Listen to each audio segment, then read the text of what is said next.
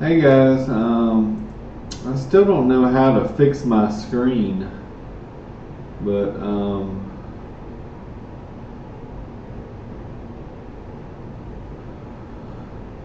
anyway, you can see my 10 positions here, my cost basis, and the value. So I'm up almost 11%, almost 2,500 bucks. The majority of that is in BAK here, where my average price was 658, and I don't know, it's like 10 bucks now. I'm up 60%. I mean, I still think it's worth 25 bucks. Do I really want to hold it? I was expecting a buyout or whatever. I was expecting somebody to purchase that 40% stake for higher than $1.1 billion. The market cap right now is what, 1.8 maybe. So if 40% is worth 1.1, another 40% is another 1.1. That's 2.2, and then plus 20%. Maybe add another 500K to that.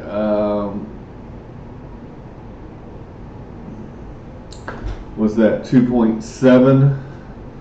So I still think it's worth at least double what it's currently at.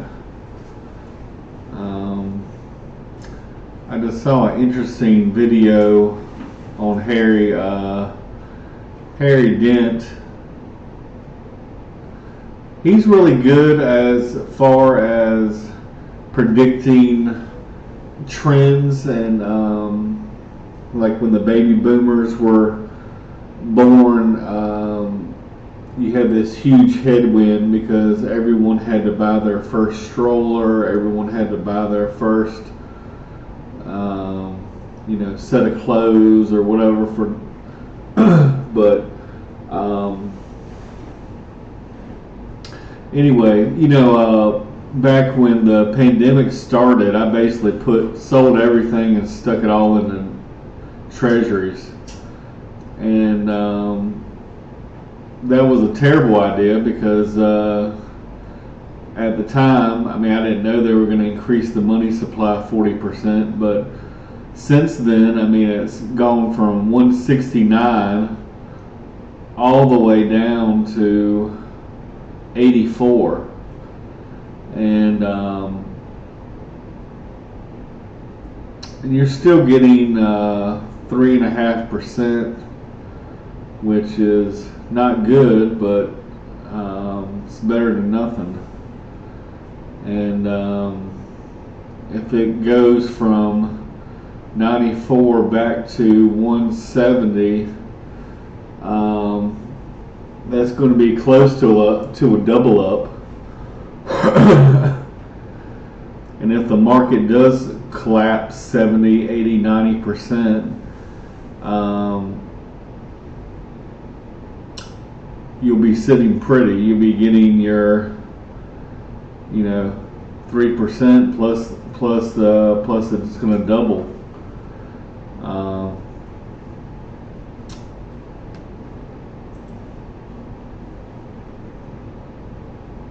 I didn't listen to the whole thing. I almost listened to it all, but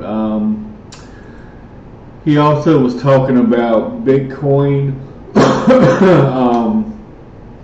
He expects Bitcoin to fall to 15,000. It's at 70,000 right now. And he was just talking about the lag. We're still in the stimulus. We're still feeling a little bit of the stimulus still, but if they don't cut rates soon, I think we're going to be in trouble. And then he was talking about how the Russell was kind of stagnant, and but yet the big huge blue chips just keep going up and up and up.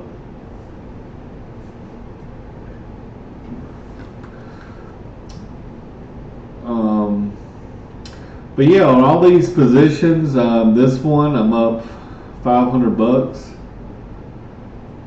from 2.3 to 2.8. SJT I'm up $500. My bananas I'm up 100. Royalty Partners I'm almost up. I'm up 70. Maine 144. Land I'm down on.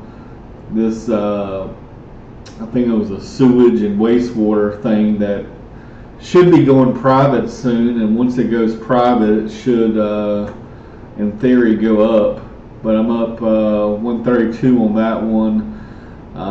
Echo Petrol, which I think is a Colombian company, down on 269, and then Petrobras I'm up $50. You know, I started buying Petrobras around 10. You know, I bought some, sold some, but when I first started buying it, it was at 10 or and it went all the way to 17, and now it's at 14, but it's still paying a 20% dividend.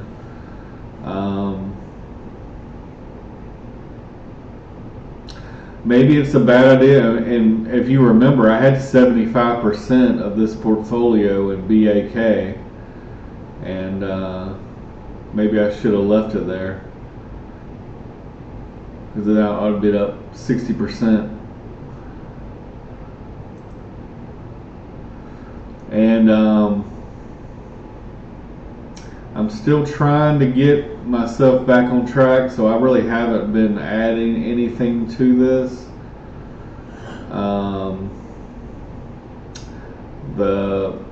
I think I did one time right here. This one,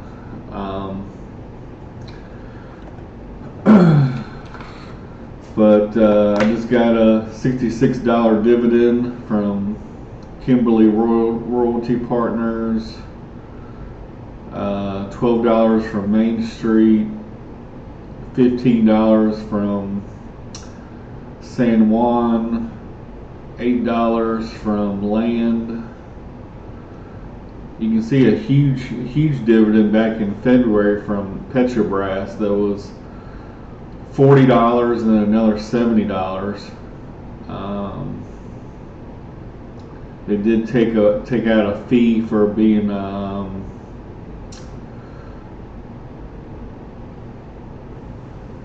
I forgot what it's called, the SA or whatever.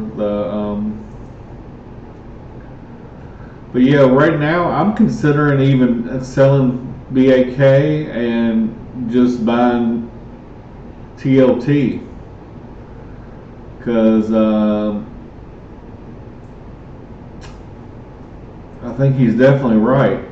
You know, if you can look at the last 5 years here, you know, when the coronavirus started, I think it was 2020, but you know, they peaked, and then it's just been going down ever since. I mean, I think the time to have bought it probably was somewhere in here, where it was like, you know, 82, 83. But if he's right and it goes back to 170, this is the safest thing you can buy. The 30-year. This is a mix of the 10 and the 30. But 30-year Treasury is basically the safest thing you can buy. I mean, like Buffett says, I think, you know, stocks in general are always going to outperform treasuries, because you're kind of putting a limit on how much you can get. But if you can get an easy double up, plus a monthly 3.5%, that's not a bad deal. And I don't think we're out of the woods yet. I think the next 2 years we're going to be in bad shape.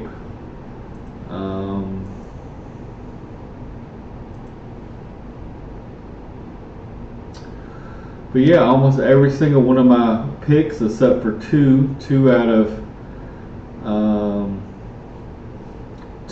10 are down, and 8 out of 10 are up. So as you can see, I'm up 2,500, almost 11%. And I was trying to max this thing out for July, but it stuck it in the wrong spot for me. So I'm gonna try to fix that, and hopefully in the next couple months I can finish maxing that out. But we'll see. Yeah, I'm not. I haven't done anything yet, but I'm considering.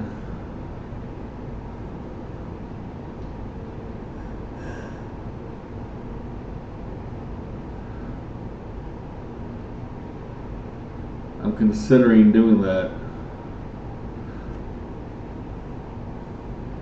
And I hadn't even been adding anything to this since like October. I think I did it this last week. I stuck $37 in there, but there's two $37, but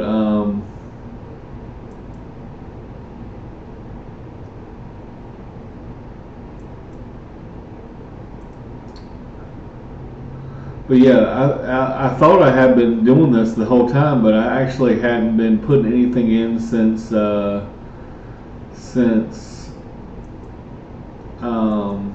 October. But I think it was 36 monthly payers. So, like in March. We're still in March.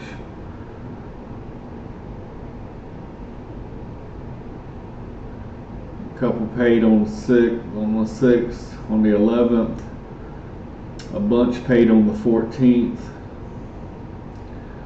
A bunch paid on the 15th, and then we got one on the 20th. And let's see if I can go back a little more.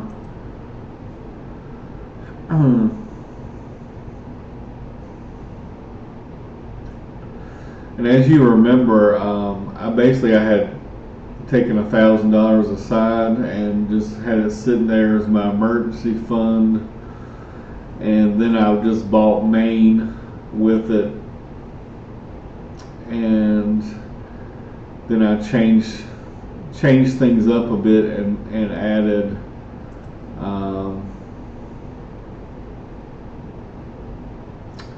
let me see here.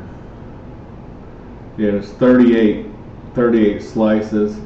The only thing I changed recently, yesterday, was I dropped this Cross Timbers Royalty Trust down to 2%, and I bumped JEPQ up to 5%.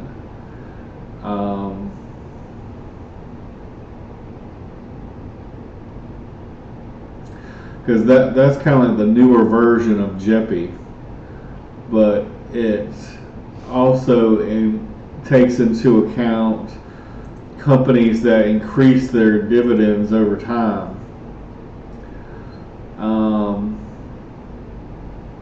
In this account, I'm only up $19, and I could have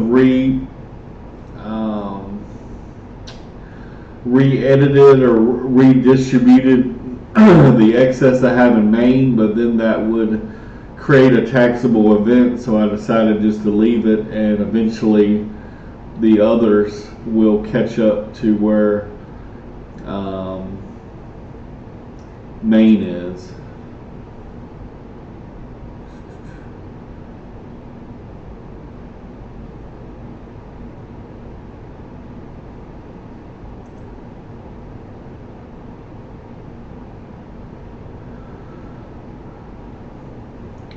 but you can see all the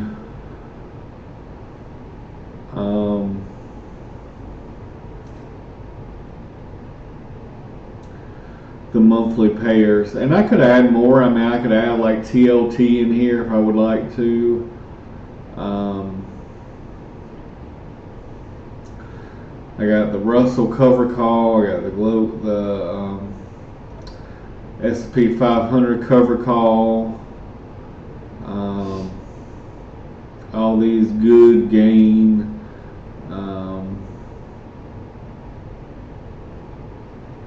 Some of these are real estates. Of course, O is the most popular real estate one. QLD is the NASDAQ cover call.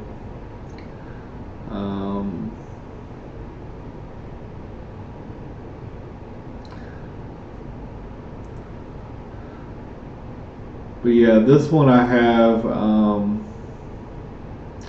I got Maine still overweight at 14%. I only have it at 5, but like I said, I'm going to sell it. Then I got SJT, the silver ETF, JPQ, USOI, JEPI, land, and SBR at 5%. Everything else I got at 2. But yeah, it's just kind of cool to see all these different companies paying you every day, even if it's only a couple pennies.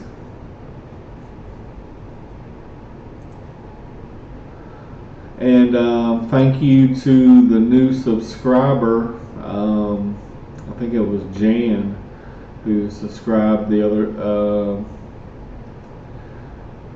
day, even though I haven't been making videos, and haven't really been making videos because I haven't really been investing much. I haven't been. I just had to pay $1,200 for 4 new tires, and every time I'm trying to get ahead, I get a little behind. But hopefully, I can get caught back up soon, and I'm still planning on starting my own fund eventually, and hopefully these videos will show that that I'm have a decent track record, and doing that at a